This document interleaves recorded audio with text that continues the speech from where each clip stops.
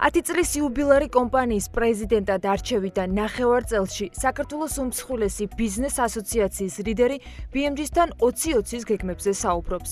სოსოფხაკაძე 400 წევრიანი გაერთიანების ხელმძღვანელობისას, რომლის წევრებიც ქვეყნის მთლიანი შიდა პროდუქტის 70%-ს ქმნიან, მთავარ სამიზნედ კვლავ სწორ კომუნიკაციას და საქმისადმი პროფესიონალურ დამოკიდებულებას ირჩევს.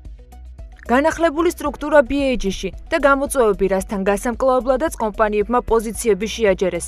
სოსოფხაკაძე საუბრობს დეტალებზე ბიზნეს მედიასთან. ნახევარ წელზე ოდნავ მეტია გასული, რაც ასოციაციის პრეზიდენტი ბრძანდებით და ამ პერიოდში ვნახეთ ბევრი ახალი წევრი, მათ შორის კომიტეტების შექმნასთან დაკავშირებით აქტიურად გვაქვს ინფორმაცია. იყო ძალიან ბევრი შეხვედრა ცალკეულ მთავრობის წევრებთან და იყო ერთიანი შეხვედრებიც. წელს რა გაქვთ გეგმაში, რა იქნება თქვენი კომუნიკაციის და თქვენი ურთიერთობის მთავარი სამიზნე? რა არის ასოციაციისთვის 2020-ის მთავარი თემა? დიდი მადლობა. პატარა შერხი თვითონ ასოციაციასთან დაკავშირებით ჩვენ შარშან 10 წელი შეგვისწულდა. საქართველოს ბიზნეს ასოციაცია ვფიქრობთ, რომ ყოველთვის იყო აქტიური და ჩვენ ამ მიმართულებით აქტიურობას არ გავაჩერებთ. ძალიან კარგად გვესმის, რატო შევქმნით თავის დროზე ეს ორგანიზაცია. ჩვენი რაც წესდებაში აისახა 2009 წელს, ჯერ კიდევ ჩვენი მთავარი ამოცანაა დავიცვათ სამართლიანი და ობიექტური ინტერესები ჩვენი წევრების. დღეს ძალიან ბევრი წევრი წარმოდგენილია როგორც ჰოლდინგური კომპანია ჩვენთან და ჰოლდინგურ ჯგუფებში შედის 5, 10, 15 და შეიძლება უფრო მეტი ორგანიზაცია და ამ ფაქტორის გათვალისწინებით ვფიქრობ 400-ზე მეტი კომპანია გაწევრიანებული საქართველოს ბიზნეს ასოციაციაში, BAG-ში, ამას ვახსენებ ხოლმე აბრევიატურით. ესა დაახლოებით 70%-ზე მეტი ჩვენი ქვეყნის. და ეს არის კომპანიები, რომლებიც ჩართული არიან ეკონომიკის თითქმის ყველა სექტორი მოვიცავთ. აქტივიზაცია, რომ რაც შეიძლება მეტი წევრი გახდეს ჩვენი, შეიძლება მეტი კომპანია გახდეს ჩვენი წევრი, ეს არ არის თავარი ამოცანა ჩვენთვის. კიდევ ვიძახი ორგანიზაციის ჯანსაღი ზრდა კარგია და ამას ჩვენ გავაგრძელებთ, მაგრამ თავარია ხარისხი, რასაც ჩვენ ვიძლევით ჩვენი წევრებისათვის. მესამე მთავარი წარმატების ფორმულა რა იყო ჩვენი ასოციაციის და ვფიქრობ ეს დღესაც ესეა და ყოველდღე ესე გაგრძელდება. ეს ასოციაცია არ არის 1, 2, 3 ადამიანის, ან თუნდაც ადამიანთა მცირერიცხოვანი ჯგუფის. აქ ძალიან ბევრი კომპანია და ძალიან ბევრი ადამიანი იყო პირველი დღიდან ჩართული და სწორედ ესე მოხდა ფორმირება და შემდგომი ევოლუცია ასოციაციისა. და მართლა გვაქვს ამის ჯანსაღი ამბიცია, რომ იყოს გამორჩეული, სრულიად თვისებრივად გამორჩეული ორგანიზაცია BAG და მას ჰქონდეს ძალიან კარგი კომუნიკაცია და ეფექტური კომუნიკაცია ერთის მხრივ წევრებთან და მართლა ძალიან ჰარმონიული და თბილი ურთიერთობებია ჩვენ შორის. მიუხედავად იმისა, რომ ორგანიზაცია დიდია და ბუნებრივია მეორე მხრიდან სახელმწიფოსთან, რამე თუ ჩვენ ხიდი ვართ სახელმწიფოსა და ბიზნეს შორის და ჩვენ მაქსიმალურად შევეცდებით, რომ ყველა ჩვენი სამართლიანი და ობიექტური პოზიცია იყოს გათვალისწინებული. რამდენად არის ეს მნიშვნელოვანი დეტალი დღევანდელ დღის წესრიგში ხელისუფლებისა თქვენთან კომუნიკაცია სხვადასხვა თემასთან დაკავშირებით, იმიტომ რომ არის საკითხები, რომელზეც ბიზნესი წუხს და არის თემები, რომელზეც ხელისუფლების მხრიდან ჩართულობას ვხედავთ, მაგრამ მაინც რჩება ხოლმე კომუნიკაციის ნაკლებობა მთავარ გამოწვევად რიგ შემთხვევებში. ეხლა ბუნებრივია, რამოდენიმე საკანონმდებლო აქტები, პროექტები მუშავდება, რამოდენიმე დამუშავებულია და ჩვენ ამ თითოეულ აქტთან დაკავშირებით, რაც კი უკავშირდება ბიზნეს და ეკონომიკას, ყველა პროცესში ვართ ჩართულები. ამას მინდა ცალსახად ხაზი გაუსვა. კომუნიკაციის პრობლემა ნამდვილად არ დგას, უფრო მეტიც ჩვენ ვცდილობთ და ამას მეგონი ვახერხებთ, რომ აი კომუნიკაციის ხარისხი ცოტა სხვა ეტაპზე აყვავს. ჩვენ ვართ მხოლოდ და მხოლოდ ერთი დღის წესრიგი გვაქვს და ერთი ხელწერა. ეს არის კონსტრუქციული პროფესიული საუბარი და სამართლიანი ობიექტური ინტერესების დაცვა. როგორ აისახება მთავრობის გადაწყვეტილებები კერძო სექტორზე? BAG ქვეყანაში ბიზნესის განწყობებს ერთ რეიტინგში გააერთიანებს. როგორ ფასდება ბიზნეს გარემო უმსხვილესი ბიზნეს გაერთიანების წევრების და მისი ხელმძღვანელის მხრიდან? შეცვლილი მთავრობები და უცვლელი გამოწვევა, კომუნიკაციის ხარისხი კერძო სექტორთან. BAG-ის პრეზიდენტის გზავნილი და შეფასება ბიზნესისათვის, ყველაზე აქტუალურ საკითხზე. რაც ითხოვს ბიზნესის შრომის კანონმდებლობაში დაგეგმილ ცვლილებებთან დაკავშირებით.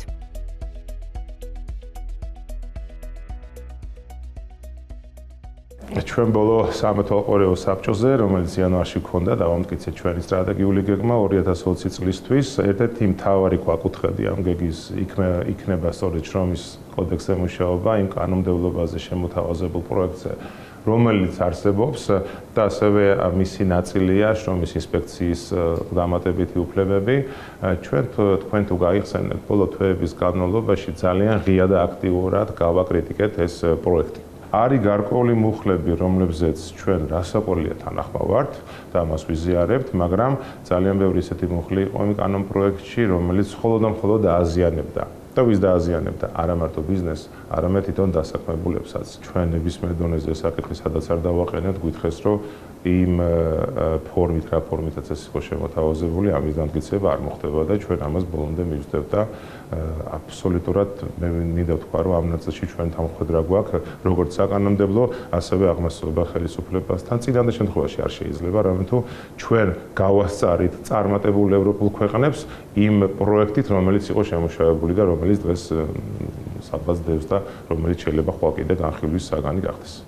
ამ ნაწილში, როდესაც ინვესტორებზე, ქვეყნის ეკონომიკის ზრდისთვის აუცილებელ ერთ-ერთ პირობაზე და ახალი ბიზნესებისათვის ინიციატივებზე საუბრობთ ხოლმე, მნიშვნელოვანი და საინტერესო არის გარემოება, ანუ ბიზნესის განწყობის ინდექსი, რომელიც რაღაც ფორმით შემოთავაზებასაც ასოციაციას გეგმავს, სულ რამდენიმე კვირაში უნდა იყოს პირველი შედეგები, იწყებთ ერთგვარი ინდექსის დამუშავებას. რატომ გახდა ასოციაციისთვის ეს თემა საჭირო და საინტერესო და რა სურათს შეიძლება გაძლევდეთ ინდექსს, მაშინ როდესაც თქვენც აღნიშნავთ, რომ კომუნიკაციის პრობლემა არ არის და აზრთა გაცვლა-გამოსვლა ისედაც აქტიურ რეჟიმში ხდება. ჩვენ გვექნება სამი ანგარიში, ეს არის პირველ რიგში ბიზნესის კლიმატის კვლევა, ზოგადად ბიზნეს გარემოს კვლევა და შესაბამისი ანგარიში.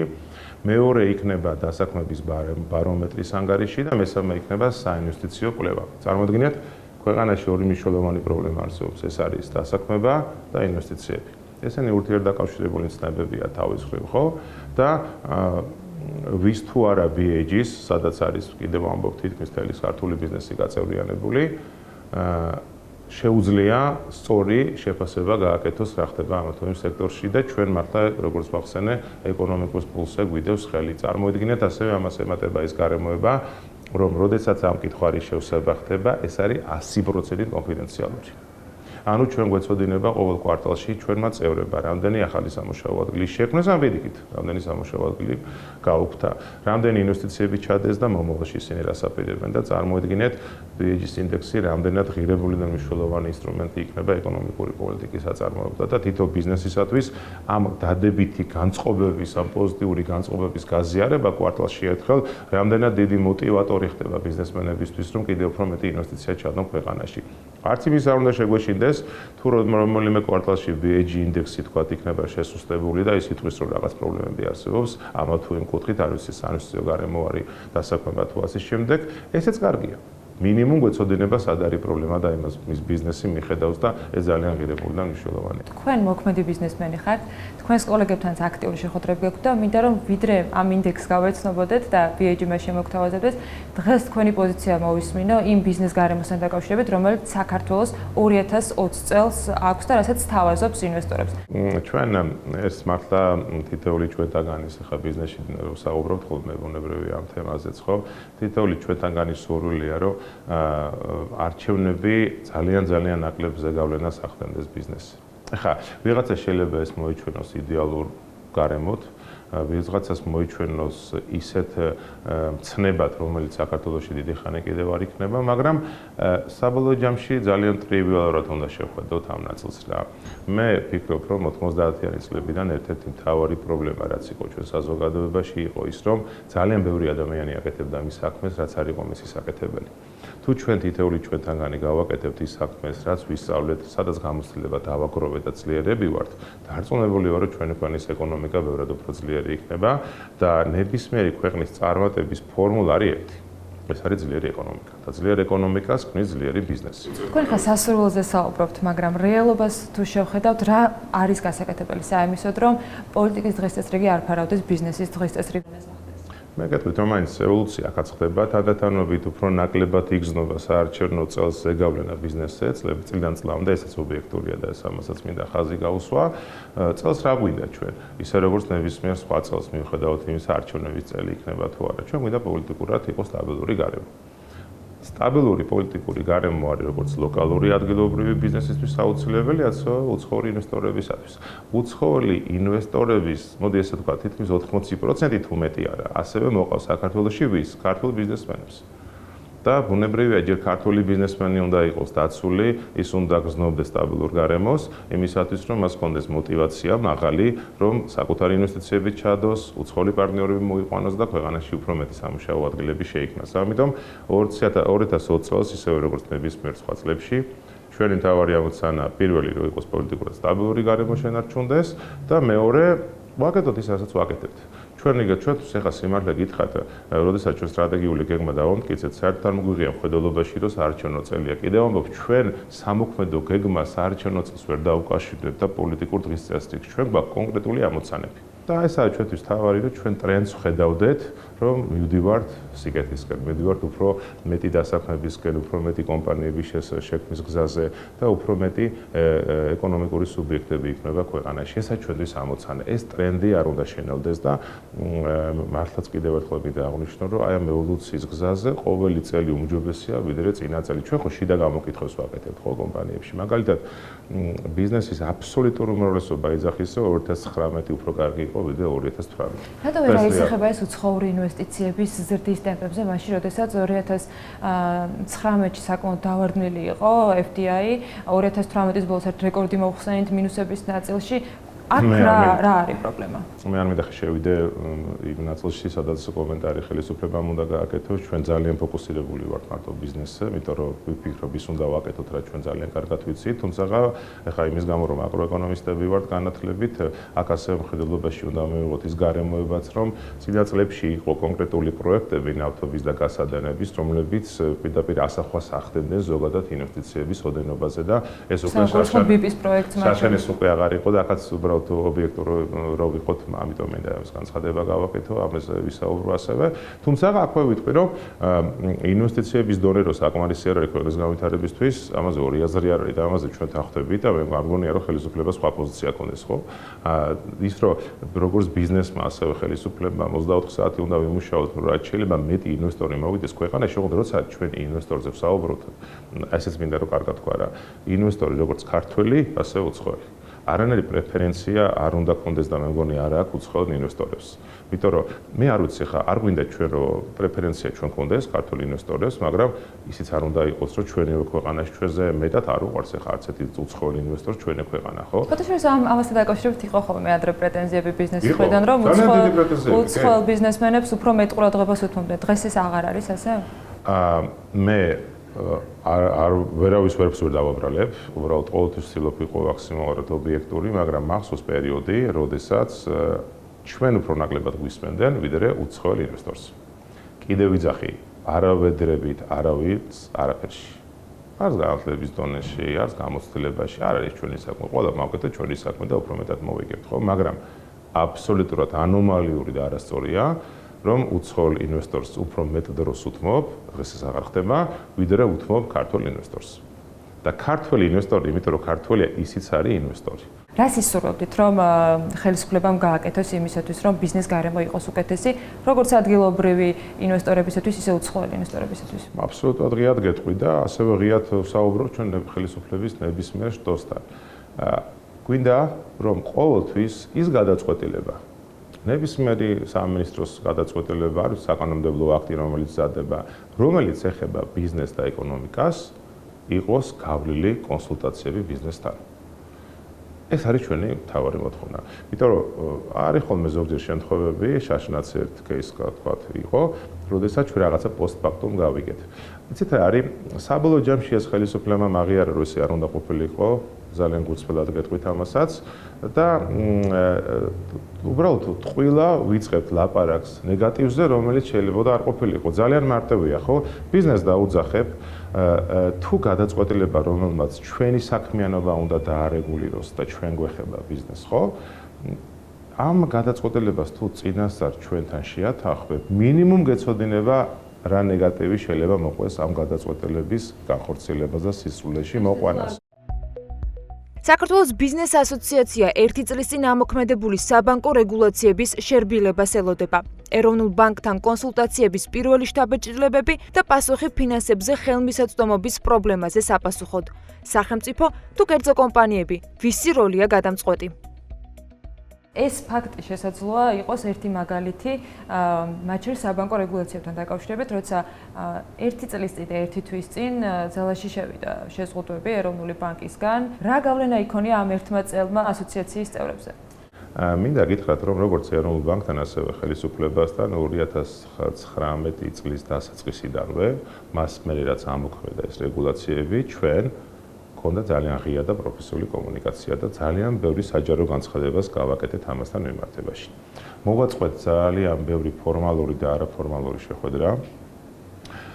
ძალიან ღიად გამოხატეთ ჩვენი ნეგატიური დამოკიდებულება ამ თუ იმ მუხთან დაკავშირებით და გეტყვით, რომ რამოდენიმე თვეში მოხდა ამ რეგულაციების შესუსტება და ამას მართლა გულახდენი მინდა ვიყო და ეს არის რასაც ჩვენი კომპანიები, წევრი კომპანიები ამბობენ, რომ ამან დადებითი ეფექტი მოიტანა იმ სექტორებისთვის, რომლებიც ნეგატიურად აღიქვავდნენ ამ საბანკო რეგულაციებს და ასევე ჩვენ საქმის კურსში ვართ გასული წლის ბოლოსთვის უკვე მომზადდა ახალი რეგულაციები, კიდევ უფრო შერბილება და შესუსტება ხდება იმ საბანკო რეგულაციების, რომლებზეც ახლა ჩვენ საუბრობთ და ჩვენ ამასაც გეტყვით, რომ ქონდა განხილვა ამ ახალი რეგულაციების და ისინი მართლა კარგად სუსტება და ამან ძალიან დადებითი გამოხმაურება გამოიწვია იმ წევრებში, რომლებაც საკუთარ თავზე გაიარეს ის ნეგატივი და ამას მე არ უარყო პირიქით. ეს იყო ნეგატივი და ამ პრობლემების შექმნა გარკვეული ინდუსტრიებისთვის. იქ ჩვენ კონკრეტულ ციფრებზე ვსაუბრობთ. ციფრი არის ყველაფრის მეტყოლი. ჩვენ თქვით, ამა თუ იმ ინდუსტრიას გაყიდვები რამდენი პროცენტით დაუვარდა. და ჩვენ ამას თვეების განმავლობაში ვეძახდით და ამიტომ ძალიან დიდი მადლობა ეროვნულ ბანკს, რომ ეს ყველაფერი შეისმინა. ასევე ძალიან დიდი მადლობა ხელისუფლებასთან, ჩვენ რამოდენიმეჯერ ქონდა განხილვა ამ საკითხის და ვფიქრობ, რომ აი ხა ჩვენ ესეც საბანკო რეგულაციებს ვიღებთ და ეს რომ ამუშავდება, მოდით დავალოდოთ ამას და სავალო განცხადება მაშინ გავაკეთოთ. ვფიქრობ, რომ უკვე ჩვენ აი სწორედ სწორი კონსტრუქციული და პროფესიული კომუნიკაციის საფუძველზე, როგორც საქართველოს ეროვნულ ბანკთან, ასევე ხელისუფლებასთან შევძელით გავსულიყავით იმ დოკუმენტზე, რომელიც იმ ამოცანებსაც მეტნაკლებად გადაწყვიტავს, რაც თავიდან იყო ჩადებული ამ რეგულაციებში და ეხლა აქაცაც ერთი წიადადებით ვიტყვი, რომ პასუხისგებლიანი მართლა უნდა იყოს დაკრეიტება და მე არნაირად არ მომწონდა ის, რომ 2018 წელს მოსახლეობა იღებდა, ადამიანები იღებდნენ კრედიტებს 150% სიხდიდან წლიურს. ეს არის ანომალია და პარადოქსი. ფინანსებზე ხელმისაწვდომობა გარდა ჭარბვალიანობისა, რომელზეც ეროვნული ბანკი მიუთითებდა ხოლმე, მაინც მცირე და საშუალო ბიზნესის მხრიდან ერთ-ერთი მთავარი გამოწვევა. სად არის პრობლემა დღეს იმისათვის და არის თუ არა ზოგადად პრობლემა მცირე და საშუალო ბიზნესისათვის ფინანსებზე ხელმისაწვდომობისა დღეს საქართველოში? საბანკო სისტემა დღესდღეობით და ეს არავის ბრალი არ არის მთავარი ფინანსური შუამავალი. ანუ ჩვენ სწორედ იქითკენ უნდა წავიდეთ ამ ნაბიჯები კონკრეტული იდგმება, რომ შეიქმნას კაპიტალის ბაზრები ქვეყანაში, ფასიანი ქაღალდების ბაზრები უნდა შეიქმნას აუცილებლად, რამე თუ ეს გახდება ალტერნატიული დაფინანსების წყაროები ბიზნესისთვის. რამოდენიმე კომპანიამ უკვე კარგი გამოცდილება, მათ შორის ჩვენმა წევრებმა, თითქმის ესეც ყველა ჩვენი წევრები არიან, კარგი გამოცდილება დააგროვეს, ისინი გახდნენ ფასიანი ქაღალდების ემიტენტები, მაგრამ ეს საკმარისი დღეს არ არის.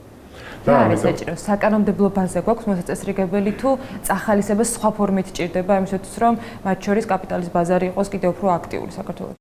მე ცით როგორ ვიტყოდი, ერთი საკანონმდებლო ბაზა კიდე დასახვეწია და ეგრე გარკვეული დოკუმენტები მზადდება, როგორც ვიცით, და ჩვენ ამაში ჩართულები ვარ და ვფიქრობთ, რომ იქ ეს საკანონმდებლო ჩარჩო რაღაცა ვადით გარკვეულ ნაწილს შეიძლება გაჭიანურდა მისი მიღება, მაგრამ ვიცით, რომ პროექტები მზად არის და დარწმუნებული ვარ, რომ ისინი დღის შუხს მალე იხილავს და მოხდება მათი იმპლემენტაცია. მაგრამ მარტო ეს არ არის ალბათ მთავარი იქნება ის, რომ პირველი სახელმწიფო სახელმწიფოს როლი, რაც არის დღეს საქართველოში, ამ კუთხით ეს კიდევ უფრო უნდა გაძლიერდეს. ეს ძალიან კარგი პროექტია და სანამ სწორედ ფინანსებზე ხელმისაწვდომობის პრობლემა გადაწყდება, სახელმწიფოს როლი ძალიან მნიშვნელოვანი არის. ეს უნდა ვაღიაროთ, ეს უნდა ვიცოდეთ, რომ ეს როლი ესე უნდა გაგრძელდეს. მეორე, ზოგადად თანდათანობით ეკონომიკური და ეკონომიკის შემდგომი განვითარება, უფრო მეტი ინვესტიციები, უფრო მეტი სამუშაო ადგილები, უფრო მეტი ეკონომიკური სუბიექტი, ფინანსური შუამავლები, როგორც ახლა ვახსენე, რომ არ იქნებიან მარტო ბანკები და კაპიტალის ბაზრების განვითარება და მთელი რიგი კომპლექსური ნაბიჯები, რომლებიც უნდა გადაიდგას, საბოლოო ჯამში ჩვენ მიგვიყვანენ იმ გარემოებამდე, როდესაც ხელმისაწვდომობა ფინანსურ რესურსებზე იმ შემთხვევაში თუ კარგი პროექტი არსებობს, არ იქნება შეზღუდული იმ სეგმენტისათვის, სადაც დღეს ეს ხელმისაწვდომობა შეზღუდულია. მაგრამ ამავდროულად უნდა დავამატო, როგორც ყოფილი ბანკირი, თვითონ ლიკვიდურობა ძალიან მაღალია საბანკო სისტემაში და მე ვერ გეტყვით, რომ საშუალო და მსხვილ კომპანიებს რაიმე პრობლემა აქვს იმასთან დაკავშირებით სესხი აიღონ ამა თუ იმ ბანკში. ჩვენ ახლა კიდე რამოდენიმე წელი დაგვჭირდება სახელმწიფოს აქტიური როლი ეკონომიკის განვითარების საქმეში. ახლა ეს არ არის მარტო ინფრასტრუქტურული პროექტები და ასე შემდეგ, რაც სახელმწიფო მოვალეა, რომ ეს პროექტები აკეთოს. ეს ასევე არის აი სწორედ ესეთი პროგრამების არსებობა იმისათვის, რაც ახლა ჩვენ წეხავთ ვთქვით, რომ სანამ ფინანსებზე იქნება ხელმისაწვდომობა ადვილი ნებისმიერი წვლილი მეწარმესათვის, მათ შორის არსებობდეს სწორედ ესეთი პროექტები. ახლა რატომ მოხდა კიდევ ერთი პროექტის ათვისება ბიზნესის მხრიდან? თუ ქონიათ შეხება და თუ ქონიათ ამ თემაზე საუბარი თქვენს კოლეგებთან, რომელიც თანადაფინანსებას გულისხმობდა და რომელზეც ახლა ეკონომიკის სამინისტრო მუშაობს, რომ შეცვალოს სქემა, რომლითაც 70%-ის ერთგვარი თავდები ხდებოდა. კონკრეტულ მიზეზს მე ვერ ვიტყვი, მაგრამ ალბათ მაინც მიზეზი ის იქნება, რომ ეს არის ახალი პროექტი, ნებისმიერ ახალ პროექტს გარკვეული პერიოდი ჭირდება, მან რომ მუშაობა დაიწყოს. აქ არის ინფორმირებულობა, მე დარწმუნებული ვარ, ახლა ბიზნესმა მთლიანად ბევრმა არ იცის კიდე ამ პროექტის არსებობის შესახებ. შეიძლება, როდესაც პროექტი რაღაცა ნიშნით, რაღაცა ფორმით შევიდა ძალაში, შეიძლება მისი დახვეწა იყოს აუცილებელი და ეს არის შენი ეკონომიკის სამინისტროს. ჩვენ ახლა მინისტრთან და არა მარტო ძალიან მჭიდრო კომუნიკაცია გვაქვს და ძალიან ღია არის კომუნიკაციებში, მართლა გამორჩეულია. არის თუ არა მედიცინა ბიზნესი და რა როლი აქვს კერძო სექტორს ქვეყანაში ჯანდაცვის ხელმისაწვდომობის გასაზრდელად? უმსხვილესი ბიზნეს გაერთიანება მთავრობისათვის შესათავაზებელი საერთაშორისო მოდელის წარსადგენად ემზადება. ერთი წლის თავზე რა ბედსუძინეს წარმატყულებთ საპენსიო სააგენტოს და პენსიებს, რომელიც მომავალში იქნება ამადე ამ ხელმისაწვდომობა, ვინც ამ სქემაშია ჩართული? ამ რეფორმის შედეგები დადგება გრძელვადიან პერსპექტივაში. და აქ არის ხოლმე ასიმეტრია სხვადასხვა სუბიექტებში, ხო? ჩვენ გვინდა დღეს დავინახოთ იმ რეფორმის შედეგი ან გარანტიები. ხო, არის ზოგი რეფორმა, რომელიც შედეგებს დღეს უნდა იძლეოდეს და ჩვენ გვაინტერესებს, რომ ეს დღეს მოიტანოს, მაგრამ ესეთი მასშტაბური რეფორმა მოკლევადიან პერიოდში შედეგს ვერ გამოიღებს. ეს არ არის მარტო ღირსეული პენსია, რომელიც ექნება, თქვათ, წლების მერე ადამიანებს და ეს ძალიან მნიშვნელოვანია ამ კუთხით და ღირსეული სიბერე, მაგრამ ასევე ძალიან მნიშვნელოვანი კომპონენტი არის ჩადებული ამ პროგრამაში, ამ რეფორმაში, რაც არის სწორედ ფასიანი ხალხების განვითარება და კაპიტალის ბაზრის განვითარება. ეს არის სწორედ ის პრობლემა, რადგან ახლა ვისაუბრეთ ფინანსებზე ხელმისაწვდომობასთან დაკავშირებით. ეხლა რაც თქვენ ახსენეთ ის, რომ ჯერ თავარი დოკუმენტი არ არის სანაცვლოდ შემუშავებული და ასევე ჩარჩო კანონმდებლობა არ არის დასრულებული, ეს დროში გაიწევდა ჩვენი ასოციაციის ყურადღების მიღმა არ დარჩენილა, ჩვენ ამ პროცესშიც ვიყავით ჩართული და ვფიქრობ, რომ ჩვენ ხელთ არსებული ინფორმაციით ეს პროექტები უკვე არის მზად და გვინდა რომ ეს და ვფიქრობ, რომ ძალიან მალე მოხდება მათი სისრულეში მოყვანა და მათი დამტკიცება და იმპლემენტაცია და რაც ბუნებრივია ამ რეფორმის შემდგომ სტაბილურობა შეუწყობს ხელს. თქვენ სულ ცოტა ხნის წინ შექმნით კომიტეტი, ხელმძღვანელი წაირჩიეთ ასოციაციის ფარგლებში. ჯანდაცვის მინისტრიც მოვიდა გარკვეული გზავნილებით თანამდებობაზე რამდენიმე თვის წინ და მან თქვა, რომ ამ სქემაში დღეს შესაძლებელია ბევრი რამ. ითქვა ფრაზაც, რომ ჯანდაცვა შეიძლება იყოს ბიზნესი, რაც კერძო სექტორის მხრიდან არ იყო ერთგვაროვნად აღქმული. მეორე მხრივ არგუმენტი, რომ ფინანსების განკარგვა თან ბიუჯეტის არ შეიძლება ყოველგვარი შეზღუდვების გარეშე ხდებოდეს, ისე რომ მომკითხველიც არ ამეყავდეს, შეიძლება მისაღები აღმოჩნდა მათ შორის კერძო სექტორისათვის. სახელმწიფო კარგი მენეჯერია ჯანდაცვაში? მოდი ასე მოკლედ გითხავთ. როგორც ეკონომისტი გიპასუხებთ, რომ სახელმწიფო არ შეიძლება იყოს კარგი მენეჯერი და სახელმწიფო არცეთ ქვეყანაში ეს პრეცედენტი არ არის. გარდამავალ ეტაპზე შეიძლება თავისი სპეციფიკიდან გამომდინარე, მაგრამ სახელმწიფო არ არის უფრო კარგი მენეჯერი ვიდრე კერძო სექტორი და ეს არის ასევე აქსიომატური ჭეშმარიტება და ამაზე მთელი სოფლიო არის შეთანხმებული, ხო? ეხლა რაც შეეხება ამ ინდუსტრიას. ვფიქრობთ, რომ თანდათანობით ნაბიჯ-ნაბიჯ კერძო სადაზღვევო ინდუსტრიამ უნდა ჩაანაცვლოს დღეს არსებული საყოველთაო დაზღვევის სისტემა. ამ დროს პირველი რომ სახელმწიფო შეძლებს ბიუჯეტის აღსრების შემცირებას, ასიგნებების შემცირება ამ კუთხით და ასევე როგორც დასაწყისში ვახსენე, კერძო სექტორი უფრო ეფექტურად შეძლებს სამეურვეო საქმიანობის განხორციელებას და ეს არის კერძო ბიზნესი, აქ არსებობს ძალიან კარგი პრაქტიკები მსოფლიოსი და კერძო ბიზნესი დარწმუნებული ვარ, რომ უფრო მეტად ეფექტურად შეძლებს ამ სექტორის ხელმძღვანელობას და გაწყობას და შრომის ნაყოფიერებაც უფრო მაღალი იქნება და ასე შემდეგ. რაც შეეხება თვითონ იმას, რომ სახელმწიფოს რა როლი უნდა კონდეს, სახელმწიფოს ექნება განსაკუთრებული როლი ამ ინდუსტრიისთვის. ის არის რეგულატორი, ის დაადგენს თამაშის წესებს, ეს იქნება სადაზღვევო პირობები, ფასების დონე და ასე შემდეგ.